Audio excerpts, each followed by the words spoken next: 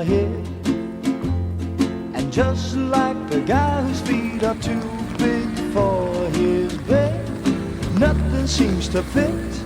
Those raindrops are falling on my head, they keep falling.